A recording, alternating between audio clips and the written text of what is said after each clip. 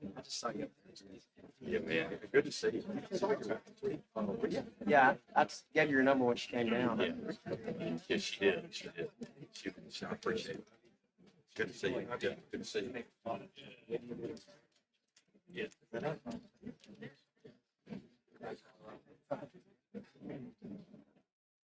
I suppose you have. Yeah, is this? I just want to make sure everything's visible. Yeah. Fix it accordingly. No, it's perfect. Y'all have a pen? Which one are we going? This one, right? Yes. Make sure you sign the right column.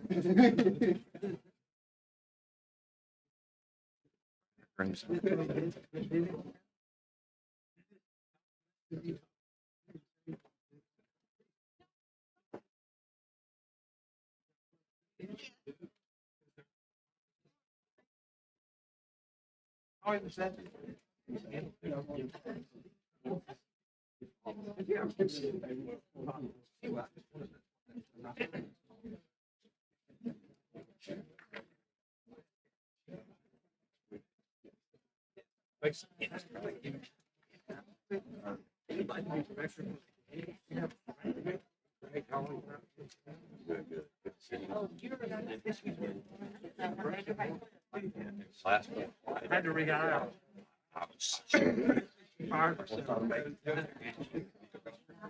Oh, Joe's. He's a good man. All right. Hey. That's ours. They signed on a different Correct. one. That's right. So we didn't. They're on a different one.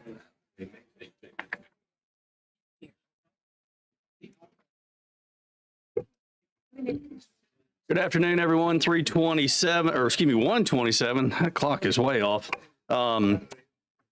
We're ready to get started with County Municipal Government. Clerk, if you could please call the roll. Senator Albritton. Senator Carnley. Senator Coleman. Senator Gudger. Senator Hatcher. Senator Hovey. Senator Hovey. Senator Kelly. Senator Coleman Madison. Here. Senator Chambliss. Here. Senator Elliott. Here, we have a quorum. I'm here and we have a quorum. Thank you so much. Committee members, we've got a big calendar in front of us today, and we're going to try to move through it pretty quickly. A couple of programming notes real quick. I do not have any amendments or any substitutes that I'm aware of, so that ought to be easy. Your fiscal notes are contained in the left side of your binder. So they are there. And with that, we will call the first bill from the illustrious Chairman of County Municipal Government in the House, Representative Ingram. Thank you, Chairman. This bill is a bill that we've already passed out on the House, but it is a. Mr. Chair, move a favorable. I have a motion by Senator Albritton, a second by Senator Kelly. Clerk, call the roll. Senator Albritton. Aye. Senator Carnley. Senator Coleman. Senator Gudger. Senator Hatcher. Senator Hovey. Senator Kelly. Senator Coleman Madison. Senator Chambliss. Aye. Senator Elliott. Aye, and Senator Gudger votes aye as well. Congratulations. The bill receives a favorable report. Thank you, Chairman. Representative Ingram, you have House Bill 215 on the calendar. Thank you, sir. This is a consumer protection bill, and it's something we. I have a motion by Senator Carnley, a second by Senator Hatcher. Any objection to using previous roll? The bill receives a favorable report. Mr. Chairman. Yes, ma'am. Can you just, on a few of them, when we've already had the Senate version, just give us a little reminder? Because I know there's several of them on there we've had.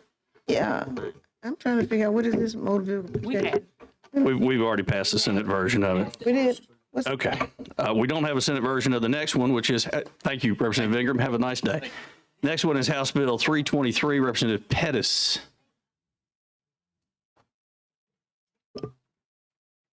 Welcome, sir. Thank you, Mr. Chairman. This is a League of Municipalities bill. It's a PTSD bill for police and fire for cities only.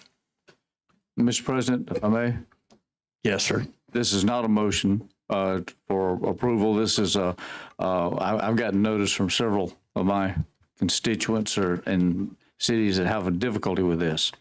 I will I love Representative Pettis, well, to some degree, but I'm going to have to take umbrage at this and try to do all I can to prevent it from reaching the floor to be direct. But other than that, I'll sit back. Let's talk about it for a second. We may revisit you for a different kind of motion, Senator Albritton. Senator Coleman. Thank you. And I don't know if this actually helps with the gentleman's issue too, because I've been contacted by one of my largest cities. And the issue that they had was that because of the way the firefighters' schedules are structured, that the 80 hours, just a solid 80 hours may be a challenge. But if the gentleman would be amenable to maybe taking an amendment that says up to 80 hours, that might be able to help. I don't know what your issue is, but I know that's my issue with, again, one of my largest cities. So, of course, giving the gentleman time to think about that. And even if it ends up getting out of here today, just hoping that we would be able to work toward something that says up to the 80 hours, because I commend the gentleman for what he's trying to do. Of course, these people are on the front lines. And when I think about the front lines that they're on every day, but the role that they play for us during the pandemic, these folks need some relief. I actually believe that we ought to be moving toward giving people mental health days in a lot of different career fields. So I support what you're trying to do 100%. I just, again, because I've got to fight for my city, I hope the gentleman will be amenable to maybe up to 80 hours. Representative Hatcher. Yes, I want to know whether. Excuse me, Senator. I'm so sorry. I did. You said representative. Yes, I apologize. Okay, I caught myself. That's an expression that someone used, said, "It's not what you called me, it's what I answered to." And I still answer to the representative. Is there someone here from the county association? Because Always. is Sonny here or someone? This has nothing to do with the counties. Because one of the things that I'm seeing from here in Montgomery is to oppose any effort to include counties in this legislation. So No, there's nothing to do with counties. This is a League of Municipalities only bill. Nothing to do with counties. nothing to do with counties. No, sir. Thank you. Are there any other questions for the sponsor? Senator Albritton, do you have a motion? Chairman. Oh, I'm sorry. Let's hold off on that. Yes, ma'am. I would like for him to respond to Senator Coleman's request. Yes, The League 80 says yes. Okay, so we don't have anybody. Do amendments. Okay, floor. Mr. President. One second, if you don't mind. Yes, sir. We're getting to you, I promise. Senator Gudger. Thank you, Mr. Chairman. Being a past city councilman anyway, I just want to make sure that the cities, if y'all have gotten responses from different municipalities or from the county commissions, it looks like Senator Hatcher, I just want the league to put a thumbs up or down. The cities are on board with this. You've talked to the cities and the mayors, city councilmen, is that correct? And on this bill, and they know what's coming, is that correct? Mr. Parker, if you could just come on up and say hi to us. Mr. Chairman, committee. Yes, sir, Senator. We have been working on this bill over the last probably 3 or 4 years. We feel like we are at a comfortable spot on this bill, and we are comfortable to go on this. Senator Coleman. Thank you. I was just making sure, that we got the thumbs up too on the up to 80. And what I really should have added to that there are some cities that are already dealing with PTSD. And so that's what was the case of the city that I was referring to, that they already kind of have a policy in place. And just if we, I believe the bill already says up to 80 hours, but we can go back and take a look at that. Thank you. Yes, ma'am. Senator Carnley. I just had a question. To amend the bill, would it be okay to put on there that they could opt into this system instead of requiring that all cities participate? Because my cities have reached out to me saying that they have concerns with the expense, things that they don't have funds, extra revenue coming in to, take over whatever this is going to cost them. And so they're going to have to reallocate funds, which may mean taking resources from one program to fund this, and that's just a concern that they have. Honorable cause, want to help where we can, but I think their issue is the unfunded mandate side of it. Understood. So there's been a concern over the last several years in some other states. This got lumped into a workers' comp fund, and we could not handle that with our workers' comp. We feel like if we have the cities participate in this program, and we would need all cities to participate in the program, to my knowledge, that we will have a policy that's around, I believe it's $100, $125 per first responder that would qualify for this bill. And it would only be police and fire that are full-time. Any volunteer fire could participate, but that would be on their own dime. Thank you, Mr. Parker. Senator Coleman Madison. So, Mr. Chairman, I want to make sure I understand that if everybody participates in the program, of course, if everybody participates, the price of everything goes down. Is this something that you all have found a provider that with this particular type of insurance that the cities would be able to buy into? And because of that, it would cost, as you say, about $125. That's what our folks at our insurance program have shopped out and found that they could find something within that range. Yes, ma'am. Senator Albritton, you're recognized. Thank you, Mr. Chair. Look, at this stage that we're in our legislative body and the time frame and the amount of questions on this, I'd move to carry this bill over at this point. Committee, you've heard the motion. All in favor, say aye. Aye. Aye. Opposed? Yeah. The ayes have it. The bill's carried over. Thank y'all. If we'd like to roll call it, we can. Are you sure? And simply because it's such a great issue because, and right now, I mean, you know, every time I turn the phone on, somebody's gotten shot or whatever, and that's police and first responders that's right there. And they live with this every day. That's, you know, I really would like to find out. Let's get a roll call vote on it. The motion is to table. I will second it for the purposes of the roll call vote, and we will, clerk, if you will call the roll. Again, the motion is to table. Senator Albritton? Aye. Senator Carnley? Senator Coleman? No. Senator Gudger? Senator Hatcher? Senator Hovey? Senator Kelly? Senator Coleman Madison? No. Senator Chambliss? Senator Elliott? Aye.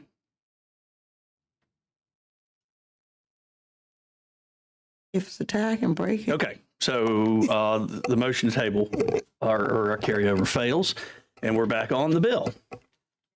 Yes, ma'am. Didn't know I was going to be doing this. I have a motion by Senator Coleman. I have a question. Senator Chambliss, you're recognized. Obviously mixed emotions on this, as evidenced by the committee. I certainly support our law enforcement and want to do everything I can. However, I have no information whatsoever as to the cost and how. I mean, it says undetermined and that sort of thing, and that's my consternation is making a decision, and I don't have the information. I don't know how it's going to affect my municipalities. Let me ask this. Is there any prohibition that cities can't do this individually in and of themselves right now? No. Okay. I would say let's just be careful. Be careful. If they can do it on their own right now and they're not doing it, there's a reason why they're not doing it. Why should we mandate them to do it? So anyway, I just want to be careful. One thing just like we're talking about, if we keep pushing it, it's going to keep going into workman's comp, and we don't want it in workman's comp and everybody's workman's comp go way up. That's when we're trying to do it as cheap as we can without putting it into workman's comp. If the cities get sued and they're saying it should be in workman's comp, then every city is going to have to put it in workman's comp. This is kind of keeping it back from being in workman's comp, which will be a lot higher. Why would it be any difference in cost? Because workman's comp is anything you put in workman's comp just jacks the price up. Messed up system. Yes. Okay. Okay, guys, further comments? Clerk, call the roll on, so you need a motion. You made it. I'll second it. There we go. Okay, clerk, call the roll. Senator Albritton, Senator Carnley, Senator Coleman, Senator Gedger, Senator Hatcher,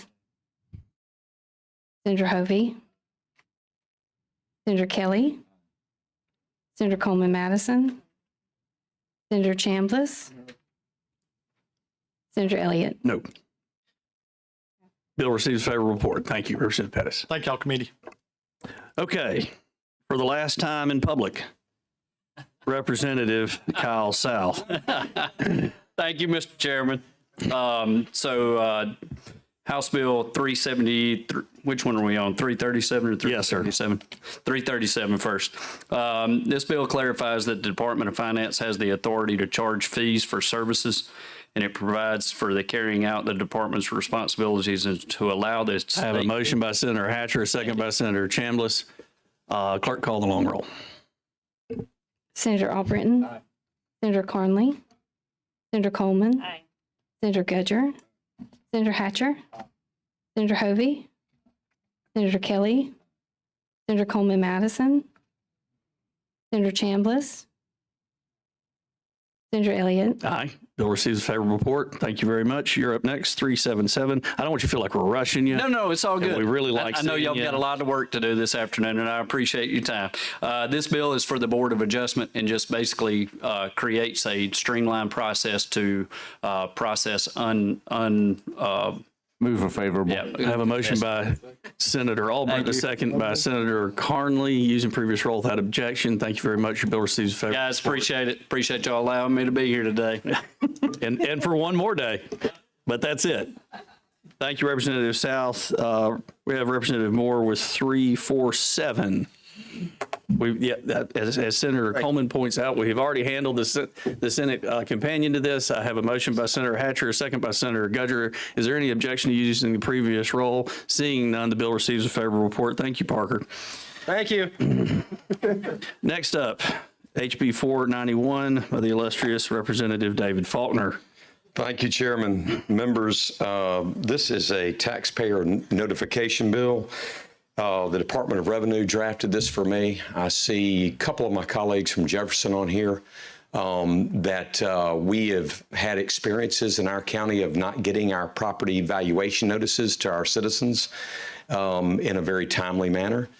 Move for favorable. I have a motion by Senator Albritton, a second by Senator Kelly. Senator Coleman, you're recognized. Thank you. At one time there was a bill floating around where we were changing the makeup of the board and changing the appointment and all of that. This is not what this bill does, is it? No, ma'am. This is just providing that when you get your property notice, that it be given to the taxpayer, that you give it to them by July 15th. The Department of Revenue said that is absolutely more than reasonable for them to send out our property notice to us. And then if you have an appeal, that they should notify you of the decision, things that are very commonplace and should be in here. We passed this 105, I think, to 104 to 0 in the House. And I think it's just making sure taxpayers have notice. Well, that doesn't matter. If it passed 104, we still have to, put our good eyes on. Oh, absolutely. That we're paying attention to what's going on. But I have no further question or comment, Mr. Chair. Thank you. Anybody else? Is there any objection to using previous role? Seeing none, bill receives favorable report. Thank you. Thank you. Thank you. Next up, HB 399 by Representative Sells. I believe Representative Sells had a conflict.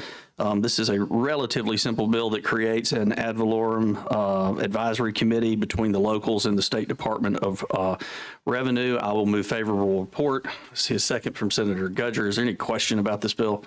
Using previous role without objection. Yes, ma'am. Could you tell me a little bit more about it if you do? Absolutely. This establishes a formal process between the Department of Revenue and our local tax officials in setting tax policy. So it's not binding necessarily between our local folks and the Department of Revenue, but allows them to communicate and sets up an advisory committee to bring up some concerns they have. Basically setting up an advisory. Yes, ma'am. Okay. Any other questions? Got a motion and a second. Any opposition using previous role?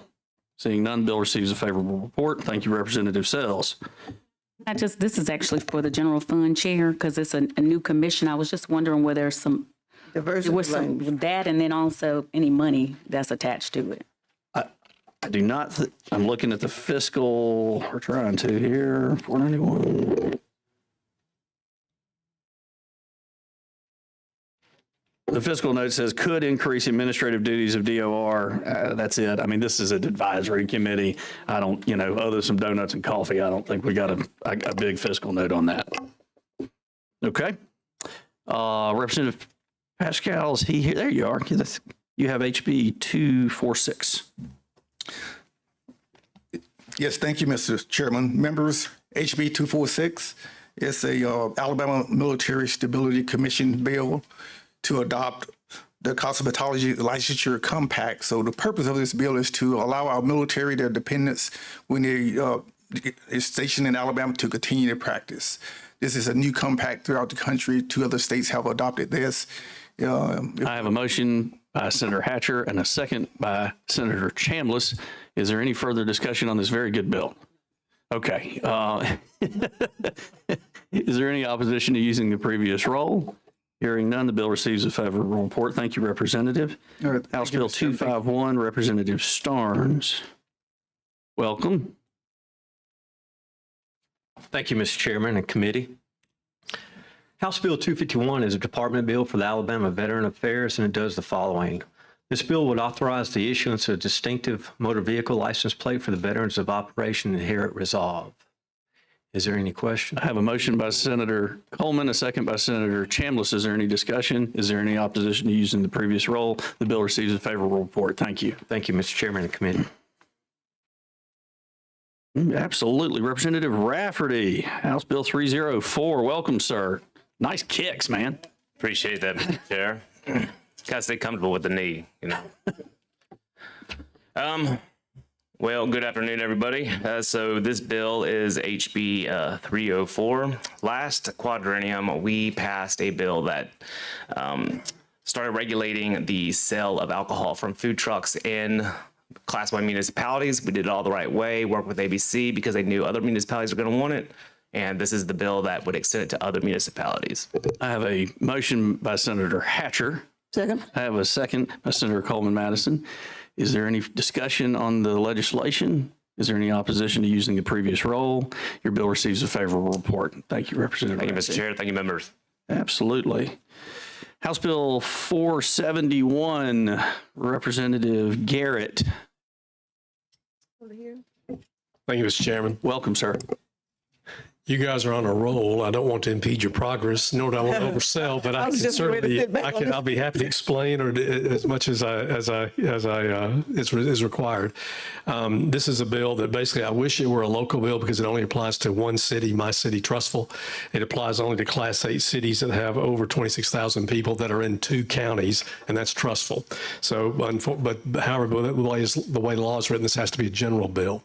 Cities that right now have 5,000 people that are in counties of 400,000 must be subject to county personnel board. This would allow Trussville to create its own personnel board or to opt out of the Jefferson County Board, create its own board. I have consulted with some of my colleagues in the Senate in Jefferson County about how to construct this. And a few key points I'd like to make is that we would basically adopt the same rules that are in existence for the Jefferson County Board now. Employee rights under the Jefferson County Board will carry over to the Trussville employees. The board would have 3 appointed members, 1 appointed by the mayor, 1 by the employees, and then 1 that are jointly appointed by those, which is the way Jefferson County does it now.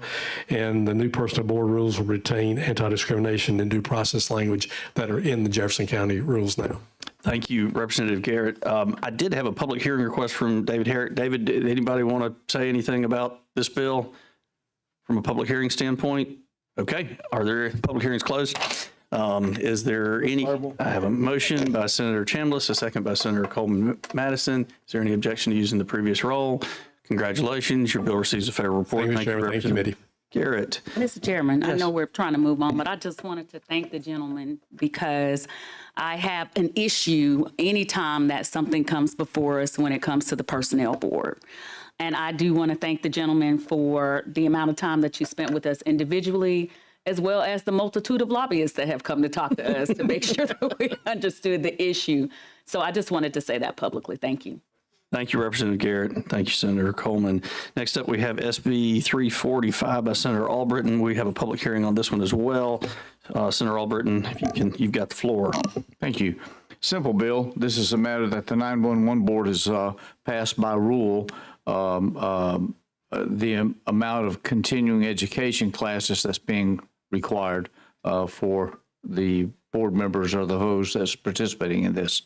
There's been some discontent, I'll say it that way, with local authorities, sheriffs and others, because I forget what is it, 18 hours is out there now that they have to get qualified for. The sheriffs would like some input on that and would like an opportunity to discuss this further or to push this back to a more reasonable figure. The rule has already been initiated. It's already gone become affirmed and everything else. So the only way we can make a change here is by legislation if we so choose. Thank you, Senator Albritton. We're going to open the public hearing. Is Adam Brown from the Alabama 911 Board here? Hey, Adam. Hey, how you doing? Good afternoon. I'm Adam Brown, the Deputy Director for the Alabama 911 Board. Our Executive Director, Lee Missildine, sends her apologies for not being able to attend today, but I'm here on her behalf and on behalf of the board to oppose Senate Bill 345. A year ago, Governor Ivey signed Act 22-387 into law. For the first time ever, public safety telecommunicators joined firefighters, EMS personnel, and law enforcement officers in being required to meet a nationally recommended minimum training standard. During that process last year, legislators, among others, made it very clear to us that the public should receive a consistent level of 911 service no matter where they live or travel in our great state. We at the board, as the body responsible for certifying public safety telecommunicators, could not agree with that more. We strive daily to ensure that citizens as well as visitors to Alabama receive consistent expertise and professionalism when communicating with 911. Since the passage of Act 22-387, the board staff has worked to implement the state's first ever 911 certification program. In the 5 months since the certification program's launch, 71% of the state's 911 personnel have been certified to that nationally recommended minimum standard that I previously mentioned. Additionally, the board funds certification as well as the required CEUs by offering an online platform accessible to all 911 personnel without ever having to leave their centers. Furthermore, we passed administrative rules last fall that clarify how an organization that provides 911 service should navigate the certification process. This occurred with overwhelming impact, and as of today, we are in the administrative rules amendment process for those very rules, which means that we're accepting any and all comments regarding the certification program and how we may be able to improve it. Allowing Senate Bill 345 to pass as it's currently written introduces exceptions to certification within the statute that our administrative rule already allows for. In Chapter 3 of those rules, any agency may petition the board for an exception. As of yet, no agency has done so. Because the rule is currently under review for proposed amendments, any agency negatively impacted by the rule has the opportunity to address the board in writing or in person between now and mid-July. We respectfully request that the rulemaking process be allowed to function as designed and commit to you that our board will thoughtfully consider any and all input we receive from our stakeholder groups. We look forward to hearing your concerns and continuing to build one of the strongest, most competent, resilient, and accessible 911 programs in the nation. Thank you, Mr. Brown. I think it's fair to say that you can use Senate Bill 345 as Senator Albritton's written objection to the rule. Mr. Broadhead, Brandon, welcome.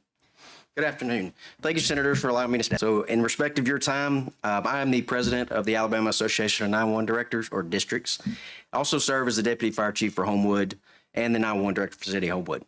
We oppose this bill for some of the mentions or reasons that he mentioned already, and it's our goal to work with the local agencies to amend the rule.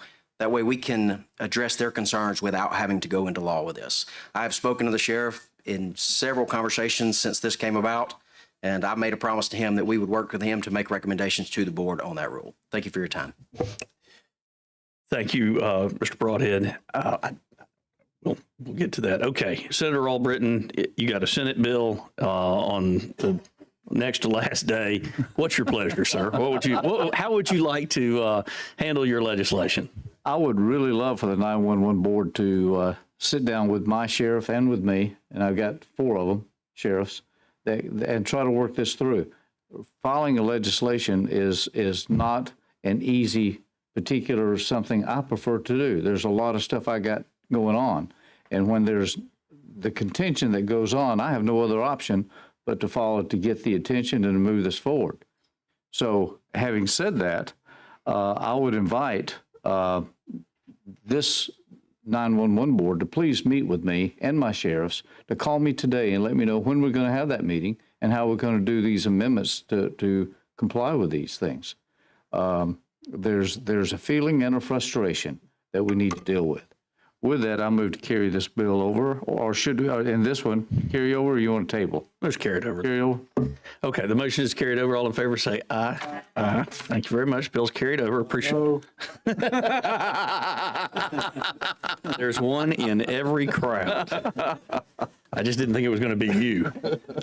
Next up is SB 308. This is a companion bill to one that Representative Harrison has, and I think he's got something that's worth talking about, and I wanted to give him 3 minutes and 3 minutes only because this is it, to talk about your bill a little bit and tell us what you're thinking, and then of course, with this stage in the session, you know where we are with it. But I think it's an issue that's worth merit, and I think the committee can give you 3 minutes. Yep. Thank you, Mr. Chairman. I thank you for sponsoring it on the Senate side, and thank you for allowing it to be heard.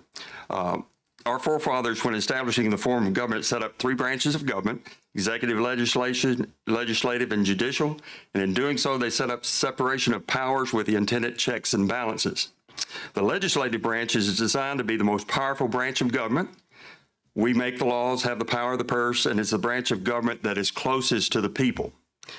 Legislative oversight is a fundamental check and balance over the executive branch. The problem is that we cannot serve that function when the legislature is not in session, and that's 2/3 to 75% of the time. SB 308 seeks to remedy that situation. So the particulars of the bill: when the Secretary of State receives a required request from 30% of both bodies, that's 32 in the House and 11 in the Senate, he will poll both bodies within 7 days. If a majority of both houses vote in the affirmative, he will notify the President pro tem of the Senate and the Speaker of the House, and then they will have 14 days to convene a special session. And then after that point, the rules of the special session take effect. So that's essentially it.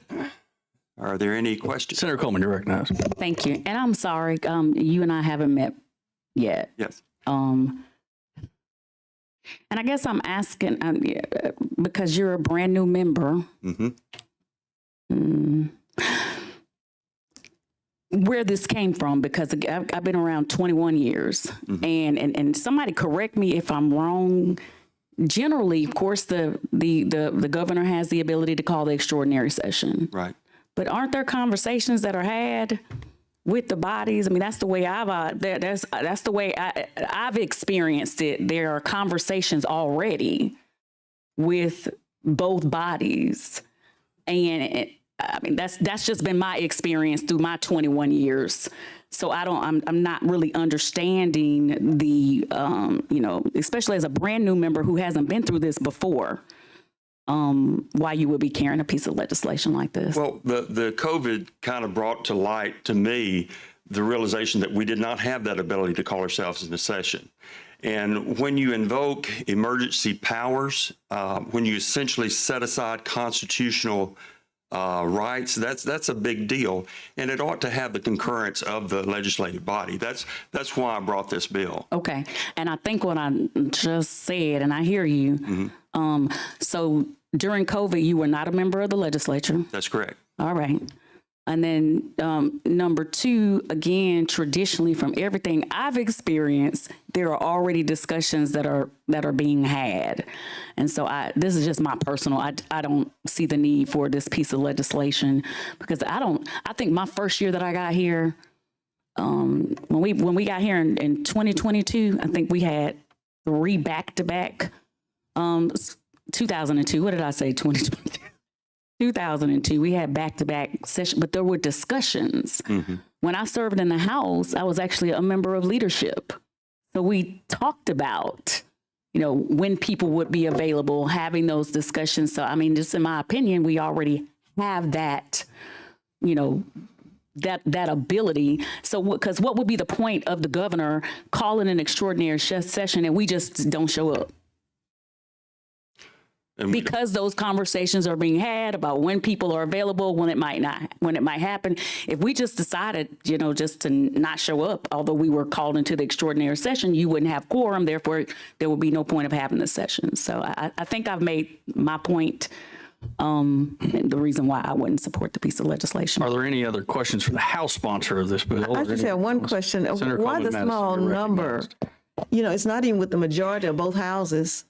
Right. It's 30% to initiate a call to the Secretary of State, and he would poll the body, and a simple majority. It'd take a simple majority of both houses to vote in affirmation to call ourselves into session. Senator Coleman.